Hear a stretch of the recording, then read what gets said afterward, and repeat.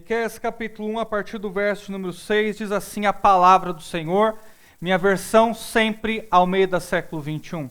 Assim diz a palavra do Senhor. Por isso farei de Samaria um montão de pedras do campo, uma terra para plantar vinhas. Atirarei suas pedras no vale e descobrirei os seus fundamentos. Todas as suas imagens esculpidas serão despedaçadas.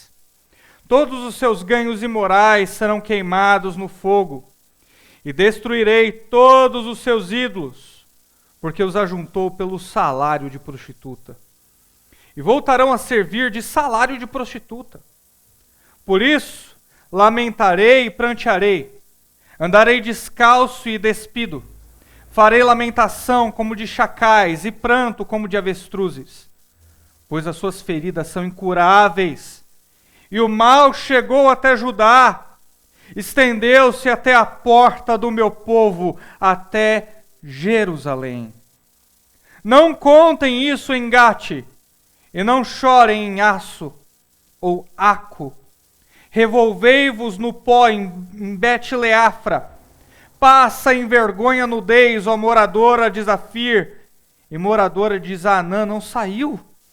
O pranto de Betel-Ezel tomará a vossa morada, pois a moradora de Marote espera ansiosamente pelo bem. Pois a desgraça desceu do Senhor até a porta de Jerusalém. Ata o cavalo ligeiro ao carro, a moradora de Laquis. Fostes o primeiro do pecado para a filha de Sião, pois as transgressões de Israel partiram de ti. Por isso, darás presentes de despedida a Moresete-Gate.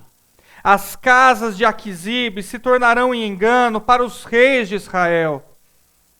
Ó moradora de Maressa, ainda trarei a ti aquele que te prostituirá. Glória de Israel irá até Adulão. Apara o cabelo e rapa a cabeça por causa dos filhos nos quais tem prazer. Aumenta a tua calvície como águia, porque serão levados de ti para o cativeiro. Um ritmo de texto terrível, não? Só de ler essas linhas nós já percebemos do que se trata. Juízo divino, o supremo juiz, o mais terrível juiz, o justo juiz, contra o seu próprio povo, o povo de Israel. Deus não está julgando uma nação pagã, Deus não está julgando um povo que não conhece, Deus começa o seu juízo da sua própria casa. E para fazer isso, ele usa um profeta chamado Miqueias. Miqueias, contemporâneo do profeta Isaías, tanto que o contexto é o mesmo. Tanto o contexto do livro de Isaías quanto o contexto do livro de Miqueias, ambos tratam de idolatria, a mais profunda idolatria. Um povo que conhece a Deus, mas que se prostituiu com falsos deuses. Isaías, ele é da linhagem sacerdotal, e Miqueias não. Miqueias não é da linhagem sacerdotal. Miqueias é um simples pastor de ovelhas, ele cuida de ovelhas. Há quem diga também que Miqueias, ele exercia um papel predominante em sua comunidade. Ele era um líder comunitário, um ancião que muitos ouviam, alguém que as pessoas buscavam para conselho. Mas isso não é certo. O que é certo, o que é certeza, é que Miqueias é um simples pastor de ovelhas. Mas Miqueias, ele tem um quê? Um tom de emoção em suas palavras. Ao que tudo indica, quando Miqueias ele vai proferir juízo contra os seus nacionais, contra a sua nação, contra a sua cidade, que era uma cidade pequena, de não muitos habitantes, ele sente pela cidade. Ele se envolve com os seus nacionais. Para Miqueias, aquela profecia tinha um gosto terrível, um gosto agridoce. Você conhece esse sabor? Um sabor que mistura doce com amargo. Para Miqueias era assim. Doce porque proferia a justiça de Deus. E o atributo da justiça de Deus é exaltado nessa profecia, como pouco se viu na Escritura. Ao passo que também é amargo. Porque Miqueias está proferindo essas palavras para aqueles que ele conhece, para as pessoas que ele ama, para os seus nacionais, para a sua cidadezinha pacata. E ele diz: eu não queria estar proferindo juízo. Eu não queria dizer essas palavras, mas elas são verdadeiras.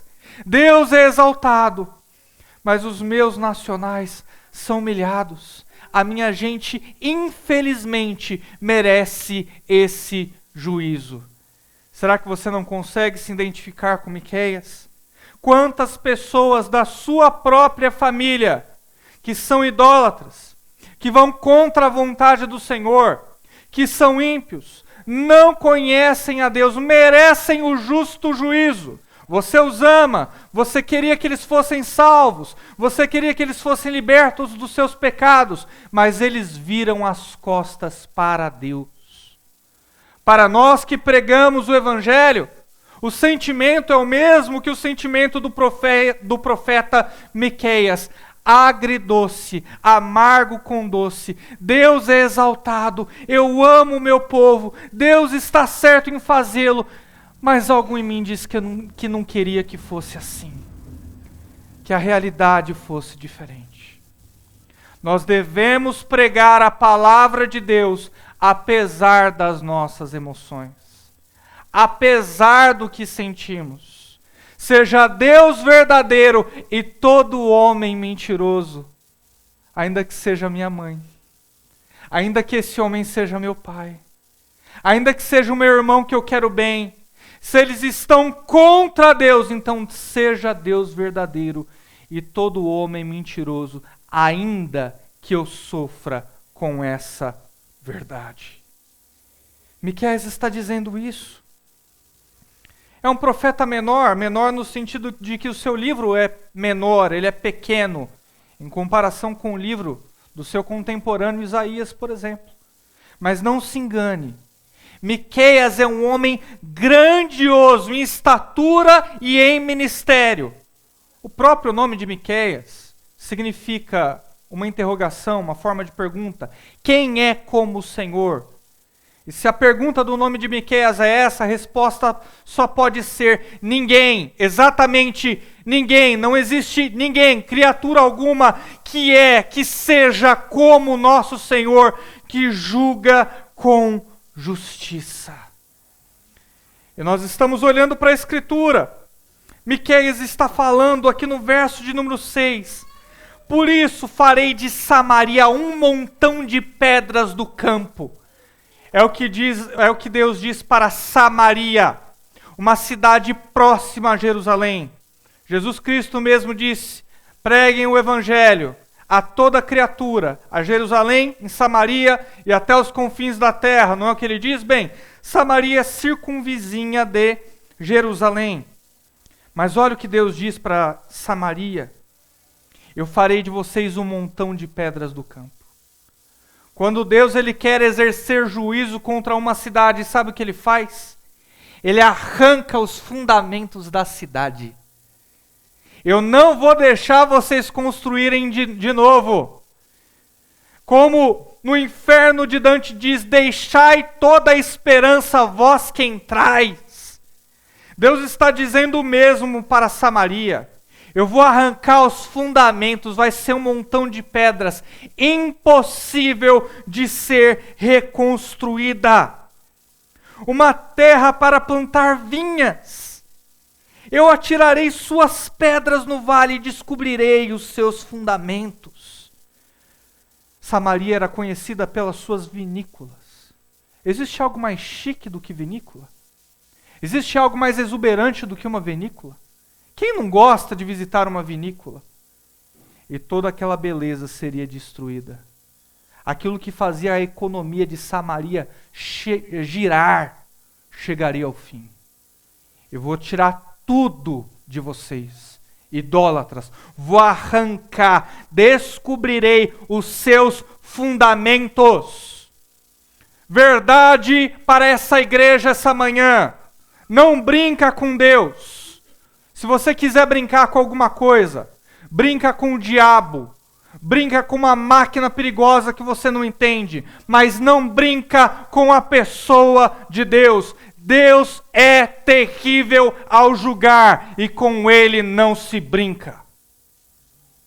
Nós precisamos conhecer essa verdade. Lembrar que servimos um Deus poderoso, que diz o porquê do sofrimento de Samaria. Verso 7. Todas as suas imagens esculpidas serão despedaçadas. Todos os seus ganhos imorais serão queimados no fogo. E destruirei todos os seus ídolos, porque se ajuntou pelo salário de prostituta. Eu explico. Samaria estava bem. Era uma cidade que vivia do seu vinho. Porém, um dia, eles decidiram começar a fabricar ídolos. Ídolos feitos de pedra. Para adorar, pastor? Não, para vender. Porque o povo de Israel pensou o seguinte, olha, Deus proibiu a gente de adorar outros deuses, mas ele não falou nada de fabricar. Vamos fabricar uns deusezinhos para a gente vender e girar mais um dinheirinho. E aí Deus fala para esses israelitas, vocês se venderam por salário de prostituta. Vocês tinham tudo, a economia de vocês girava, vocês não precisavam disso, mas vocês decidiram se prostituir. Vocês decidiram se vender por salário de prostituta. Toda a economia de vocês, vinha e ídolos, eu os ajuntarei e queimarei. E aí vocês vão poder servir por salário de prostituta. Aí vocês vão poder se prostituir de verdade. Aí vocês vão poder se prostituir literalmente. Porque se vocês se prostituíram em um relacionamento comigo, é isso que vocês querem. Eu vou abandonar vocês à prostituição. Às vezes a gente se esquece que a Bíblia trata daquilo que é verdadeiro. Que a Bíblia trata daquilo que é real. Meus irmãos, com Deus não se brinca. É o que ele está dizendo para Samaria. Você não tem os seus ídolos? Você não tem os seus vícios? Você não tem as pessoas que você ama, talvez até mais do que Deus? Você não tem a sua profissão, o teu dinheiro, aquilo que você coloca, o teu coração está no lugar de Deus, isso é ídolo. Olha o que Deus faz com os nossos ídolos. Com Deus não se brinca, meus irmãos. Miqueias, verso 8. Por isso lamentarei e prantearei. É amargo. Eu choro. Eu não queria dar essa profecia, mas Deus está certo. Deus está correto. Ele não tem que refrear a sua mão. Eu andarei descalço e despido e pelado. Eu farei lamentação como de chacal e pranto como de avestruzes. Eu não vou reproduzir o som desses dois animais, mas chacal é um som amedrontador, aterrorizante. Miqueias está dizendo, eu estou aterrorizado com um animal com um ser mais feroz do que um chacal. Com Deus, com a sua ira, Ele está vindo, por isso que eu vou lamentar por isso que eu vou fazer lamentação como de chacal. E pranto como de avestruzes. O som do avestruz lembra muito um choro humano. O que Miqueias está querendo dizer aqui em resumo é, eu estou lamentando como um chacal aterrorizado, eu estou de luto como um avestruz. É terror com luto, terror com choro. Terror sabendo que não há nada depois disso, não há chance de reconstrução, não há chance de renovação, não há chance de se reerguer. É luto, é morte, é fim. Por isso que Miqueias encarna essa mensagem. pelado, despido, descalço, vagando, errante, pregando e proclamando a palavra. A gente tem que se envolver com a palavra de Deus. A gente tem que aprender a chamar pecado pelo nome. A gente precisa aprender a chamar pecado pelo nome. Olhar para os nossos parentes, olhar para o nosso próprio coração e dizer: isso é idolatria. Que ninguém diga que você é idólatra. Que você reconheça suas idolatrias. Que você perceba que é um idólatra no coração. Que você veja que está exaltando outras coisas que não o Senhor. Que ninguém precise te dizer isso. Que ninguém precise colocar o dedo na tua cara. É autoconfrontação. Miqueias se coloca como um nacional também. Nós estamos errados, nós estamos aqui, nós merecemos esse juízo. É Israel inteira, inclusive ele também. E aí Miqueias só tem como resultado que proferir a poesia de Deus. Mais de 2/3 do Antigo Testamento é pura poesia. Mais de 2/3 do Antigo Testamento é pura poesia, poesia hebraica. E quando a gente entende isso, muda tudo. Eu não estou dizendo que esse trecho é poético e não é profético. Eu estou dizendo que esse trecho é profeticamente poético. Sim, Deus consegue fazer os dois e o faz com maestria, o faz com grandeza. E se a poesia de Fernando Pessoa ou Mário Quintana desperta o que há de melhor em nós e nos faz ficar encantados e ficar impressionados com a beleza que existe na vida, a poesia de Deus aterroriza. A poesia de Deus nos faz chorar. A poesia de Deus nos faz olhar para os nossos próprios ídolos e pecados e ficar aterrorizados com os pecados que nós estamos cometendo. A poesia de Deus tem efeito oposto às poesias em língua portuguesa. Não se engane. Se a gente pudesse, se os olhos do original nos fossem abertos, nós poderíamos ver isso com métrica, com forma, com casamento de ideias, uma cadência toda preparada por Deus para colocar terror no seu próprio povo idólatra. Ele começa dizendo: não contem isso em Gate. Por que Gate? Gate era a cidade dos filisteus. A única cidade estrangeira citada aqui nesse livro. Não contem isso em Gate. Por quê? Filistia. Porque os inimigos veriam o que o próprio Deus do povo de Israel estava fazendo com eles. Disciplinando eles, castigando eles, levando-os em cativeiro, e eles os humilhariam. Olha o que Deus de vocês está fazendo com vocês. Olha para onde o Deus de vocês está levando vocês. Deus está humilhando vocês. Deus está colocando a cara de vocês no pó. Nós vamos dar risada. Nós, um povo pagão, vamos rir de vocês. Os inimigos de Israel se alegrariam.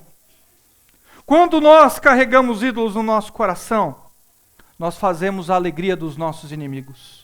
Nós fazemos a alegria do diabo.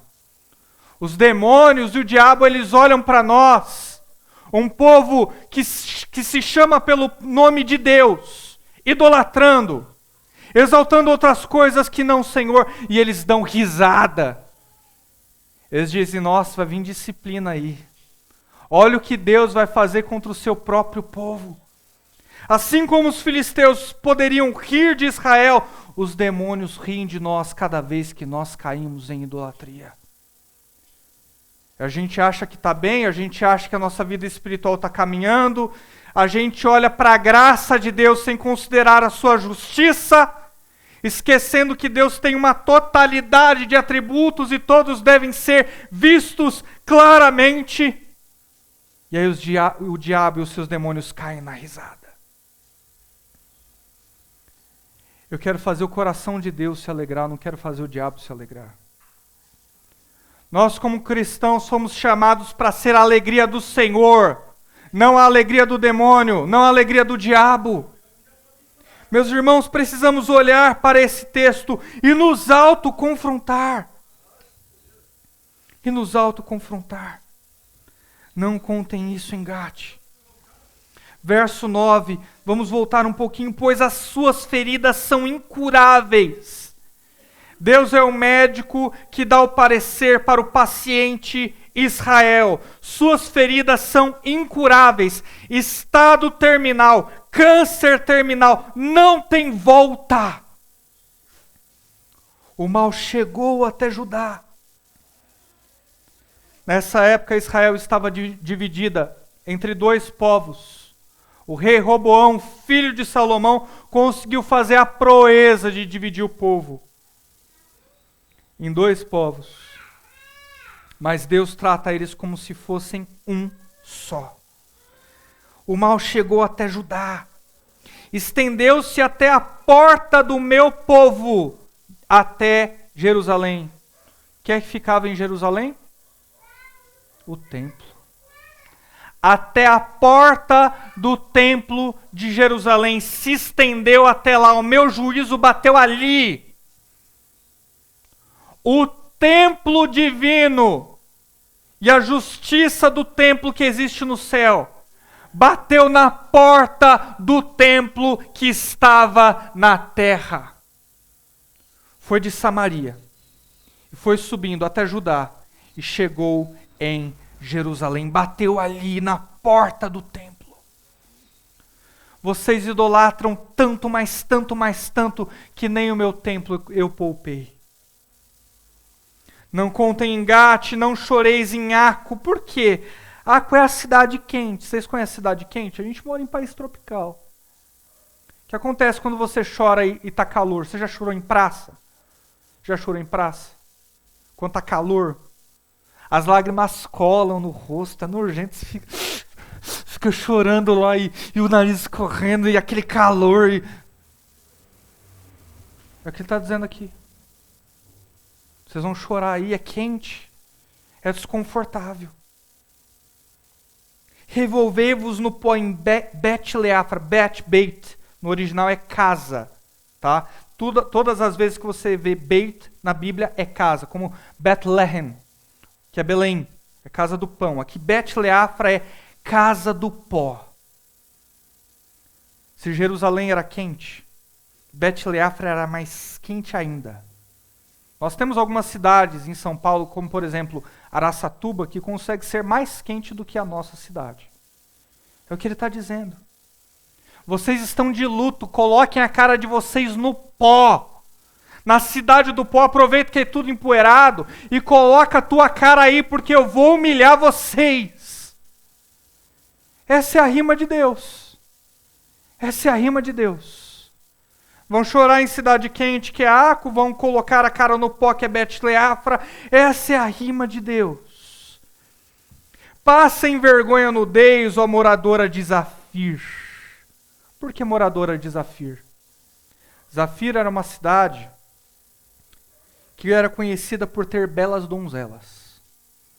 O nome Zafir, inclusive, significa lindo, ou feminino, linda. É o que significa Zafir. Aí Deus está dizendo, moradoras de Zafir, donzelas de Zafir, podem passar. Passem, desfilem em nudez. Por quê? Porque quando a nação pagã invadir Israel, sabe o que eles vão levar de Zafir? As donzelas. E vão fazer toda a sorte de mal contra elas. Deus decretou por conta da idolatria desse povo. É a garota de Ipanema, versão macabra. É a versão macabra de Deus. Deus diz assim: ó, que coisa mais linda, mas perdeu sua graça. A moradora de Zafir que vem que passa. Vou mostrar minha ira, que é maior do que o mar. Essa é a garota de Ipanema, versão macabra. Deus está dizendo, por conta da idolatria de vocês, eu vou deixar levar essas donzelas. É o que ele está dizendo aqui. Com Deus não se brinca. A moradora de Zanã, o que significa Zanã? Saída. Você já foi em algum ambiente que tem uma placa escrito saída? É Zanã. Estaria escrito Zanã, saída. A moradora de Saída, cidade de Saída, não saiu. Olha que irônico. Era a cidade mais próxima da saída, para bater em retirada, para fugir. Deus falou, vocês não vão conseguir sair. A cidade de Saída ficou sem saída. Eu não vou poupar nenhuma cidade do meu país. Com Deus não se brinca. Ele não poupa o próprio templo, ele não poupa nenhuma cidade, ele quer que todos estejam de luto, ele não poupa as donzelas, ele não poupa a cidade de Saída, não deixa ninguém fugir. O pranto de Bet-Ezel tomará a vossa morada. Bet-Ezel, sabe o que é? Cidade de refúgio. É uma cidade alta, cidade de refúgio. Bom, já que a gente não pode fugir, já que a gente não pode sair, vamos nos refugiar. Vamos para essa cidade alta, porque lá ficaremos seguros, mas também tomou a vossa morada. A cidade de refúgio não é refúgio algum. A cidade de fortaleza não é fortaleza alguma.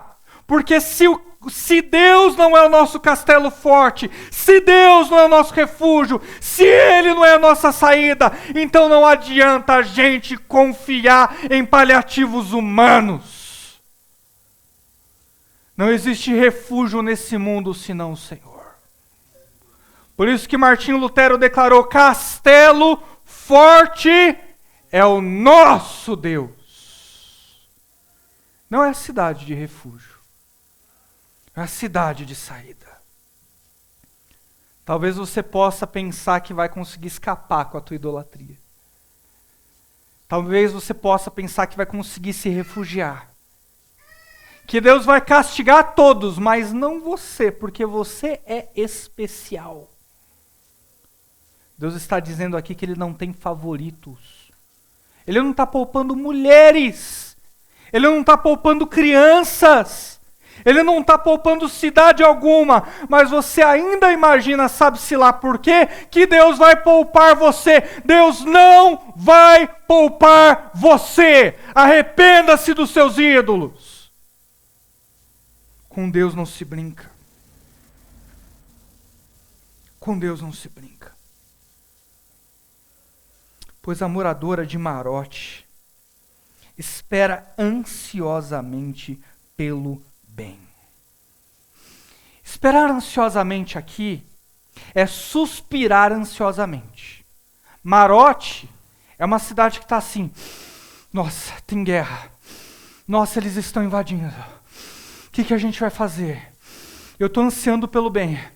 Eu estou suspirando pelo bem. Eu quero que Deus seja gracioso. Eu quero que Deus seja misericordioso. Mas o nome Marote significa amargura. Por mais que Marote suspire pelo bem, tudo que ela consegue colher da parte de Deus é amargura, amarguez, dor. Vocês podem estar ansiando pelo bem, suspirando pelo bem, para que eu refreie a minha mão, mas eu não me importo. Estão se ansiando à toa, porque tudo que colherão é o nome da cidade de vocês. Amargura. É difícil, meus irmãos, mas com Deus não se brinca. Espera ansiosamente pelo bem, pois a desgraça, falta de graça, não ter graça. O que seria do nosso Deus se não fosse a sua graça? Mas a graça não está vislumbrada aqui nesse primeiro capítulo. Eu estou correndo na poesia aqui, verso por verso, mas não vemos uma pista sobre a graça de Deus. Só vemos o juízo da parte de Deus. E se você tem dúvidas, está escrito aqui, para que todos leiamos, pois a desgraça desceu Da parte de quem? Do Senhor, até a porta de Jerusalém, até o meu templo. Eu não poupei o meu templo. Eu não poupei o meu templo. O lugar que eu disse que era para buscar a minha presença, que eu mandei construir personalizado para mim, eu não poupei. Com Deus não se brinca, meus irmãos. 13. Ata o cavalo ligeiro, a moradora de Laquis. É Deus zombando. É Deus sendo irônico, porque Laquis era o poder bélico de Jerusalém. Era onde ficava, vamos dizer, o exército de Jerusalém. A marinha, a aeronáutica de Israel. Ficava ali. Laquis. Agora não é mais com os nomes, é sobre o que representam. Vai, vocês não se gloriam nos seus cavalos? Vocês não se gloriam nas suas tropas? Vamos lá, amarra ligeiro, hein? Melhor vocês correrem para montar nesse cavalo aí, porque o que está vindo é peçonhento, vai acabar com vocês. Melhor vocês correrem, hein? Corre!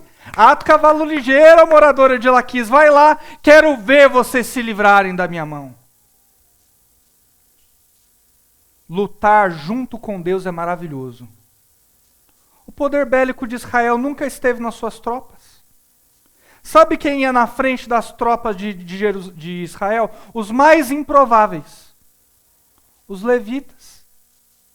Carregando a arca da aliança. A presença de Deus estava na frente de toda a tropa. E eles venciam os seus inimigos. Eles não precisavam confiar em carros nem em cavalos. Inclusive tem um salmo que é assim, né? Uns confiam em carros, outros em cavalos. Eu, entretanto, confiarei no meu Senhor, meu Deus. Eles inverteram o salmo. Eles dizem assim, uns confiam no Senhor, mas nós confiaremos em carros e em cavalos. E estão colhendo dos frutos da sua idolatria bélica. Se gloriar no seu país, na sua força de exército, no seu poder bélico, eles estão colhendo os frutos. Israel se esqueceu o que fazia diferença na guerra, era a presença do Senhor. Eu acho que você se esqueceu o que faz diferença na sua vida, é a presença de Deus. Não é a tua habilidade, não são os teus recursos, não é o que você pode oferecer, não é o seu talento, é a presença de Deus. Por que você conseguiu esse emprego? Não é porque você é bom, é pela presença de Deus. Por que você tem oportunidades graciosas nessa vida? Não é porque você merece, é porque Deus é bom. Sempre foi, sempre vai ser uma questão de reconhecer a presença de Deus, de ser guiado por Deus, de deixar Deus vencer as nossas batalhas. Caso contrário, estaremos fazendo como Laquis, estaremos sujeitos debaixo do pior juízo da parte de Deus. Vocês foram o princípio do pecado para a filha de Sião. Outro nome para Israel, filha de Sião. Pois as transgressões de Israel partiram de ti. Vocês se gloriaram no seu poder bélico, vocês se gloriaram nas suas forças armadas, vocês se gloriaram nas armas de vocês, se esqueceram da minha presença, idolatraram as forças armadas. Eu vou ter que tirar de vocês. Tá ligeiro, pega as melhores armas, pega os melhores cavalos, porque eu vou esmagar vocês. A mão de Deus não está a favor de Israel. A mão de Deus está com o povo pagão. A Síria e a Babilônia, que levaria milhares em cativeiro. Lutar junto com Deus é maravilhoso. É maravilhoso quando Deus compra e vence as nossas batalhas. Mas experimenta lutar contra Deus. Experimenta lutar contra Deus. Olhando para os seus ídolos hoje, você está com Deus ou contra Deus? Essa é a pergunta que você tem que se fazer. Porque se você for um idólatra de coração, você está contra Deus. É o que ele diz. Verso 14.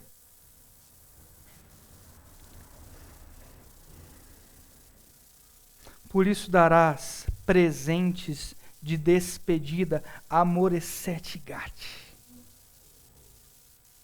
Sabe Moresete Gate? Uma cidadezinha qualquer, quer dizer, qualquer para nós, né? Porque Moresete Gate era a cidade de Miqueias, do profeta Miqueias. Você já parou para se colocar no lugar dele?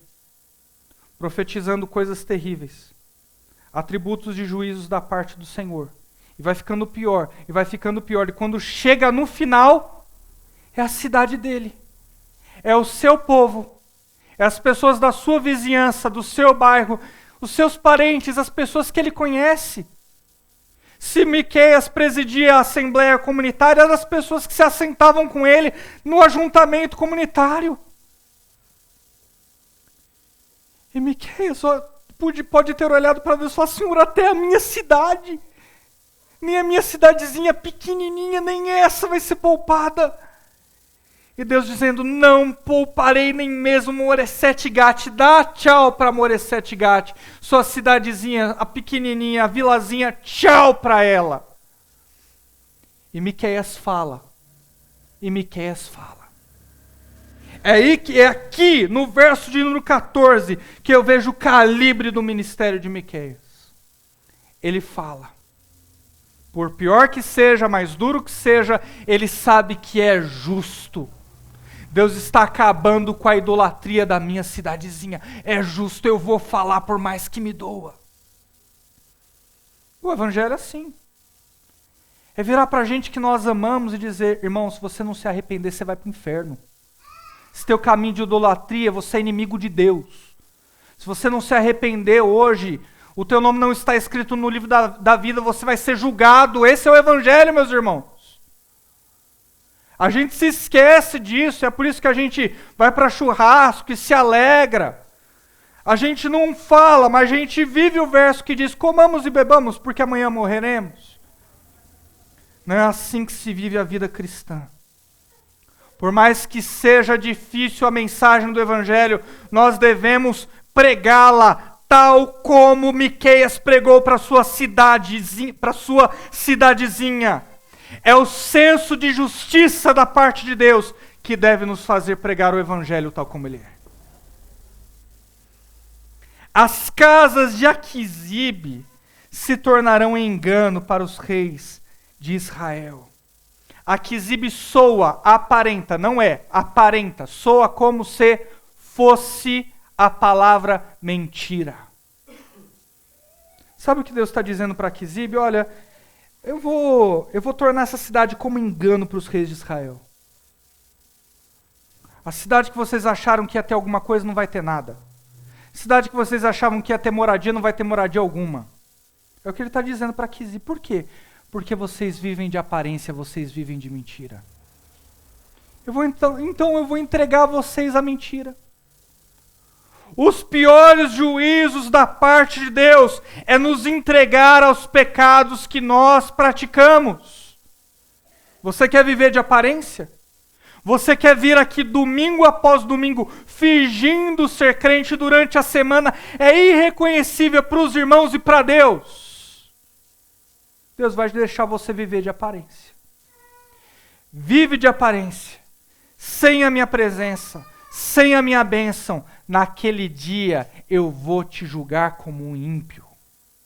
É o que ele está dizendo aqui. Quem vive de aparência morrerá de aparência.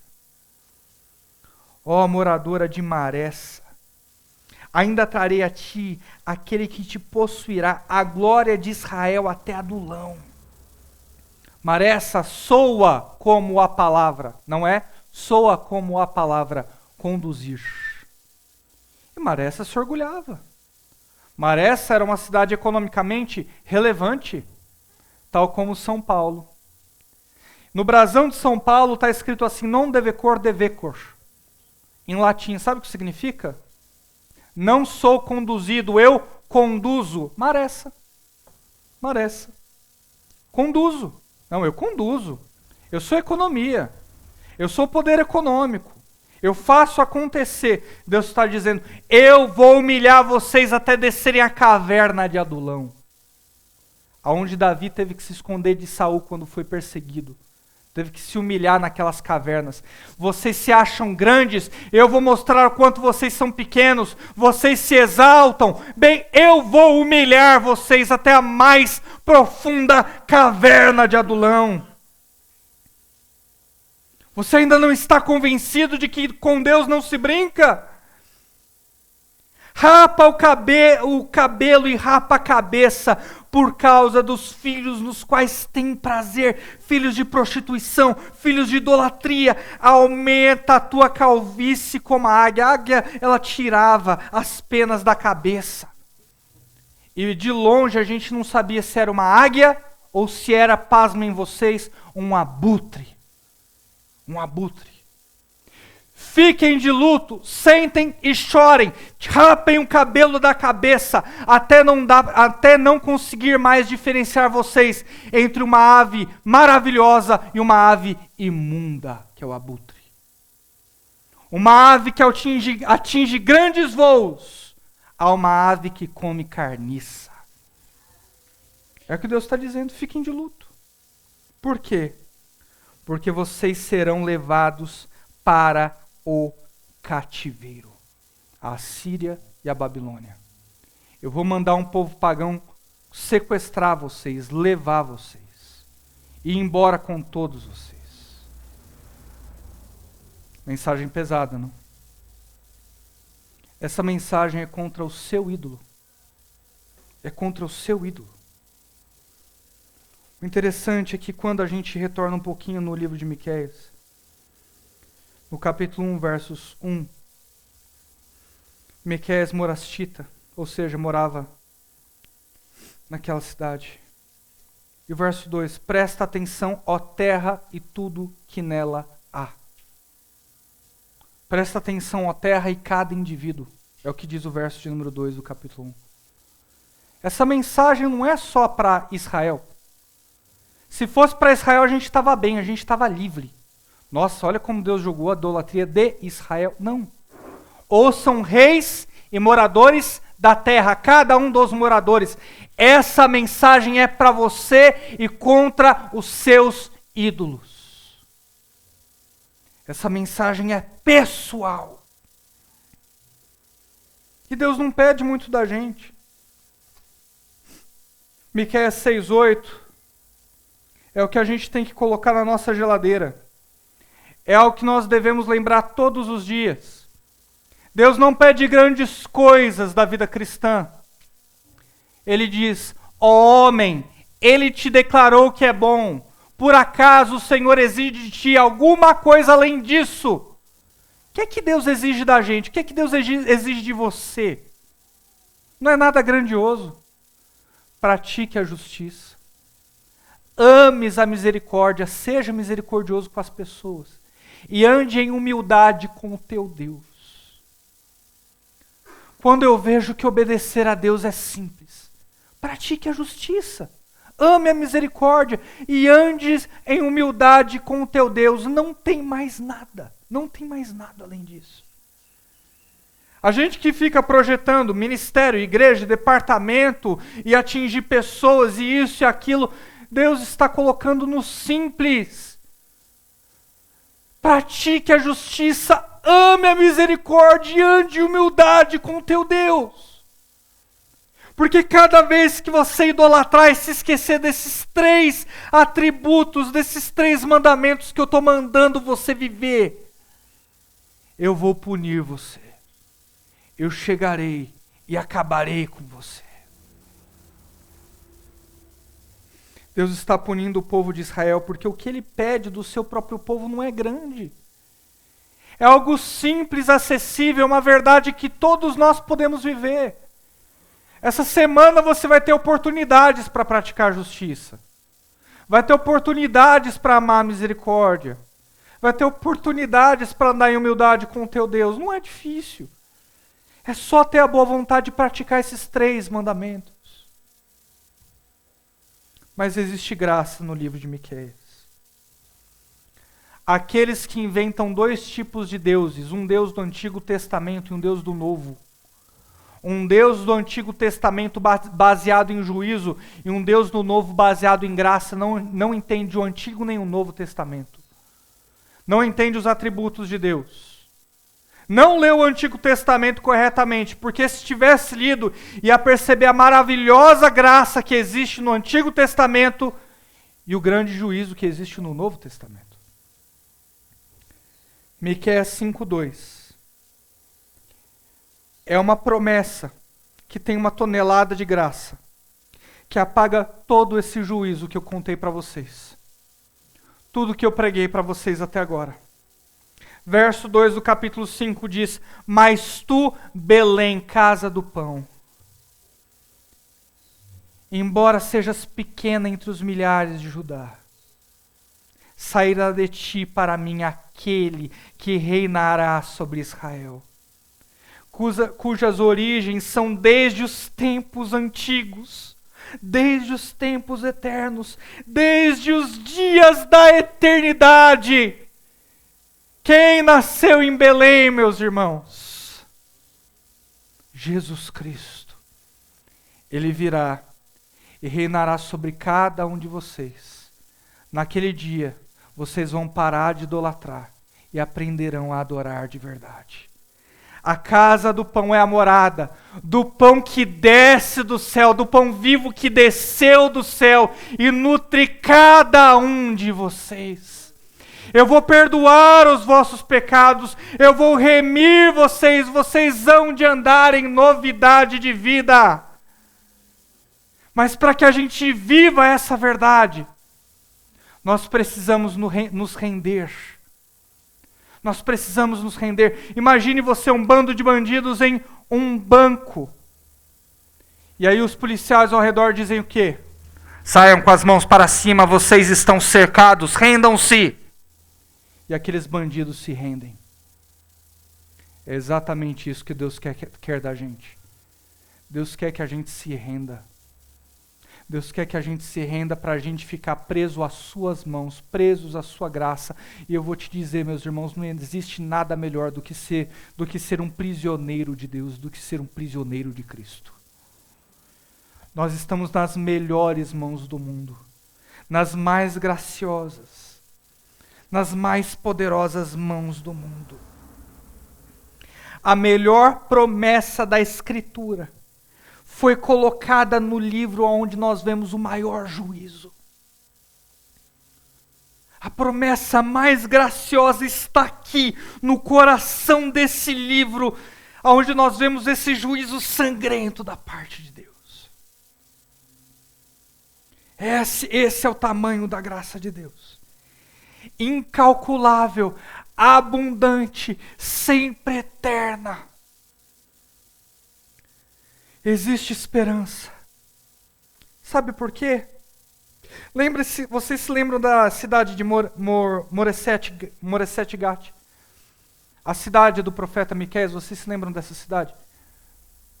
Pois bem, Belém fica a 29 quilômetros de Moresete Gat, da cidade de Miqueias.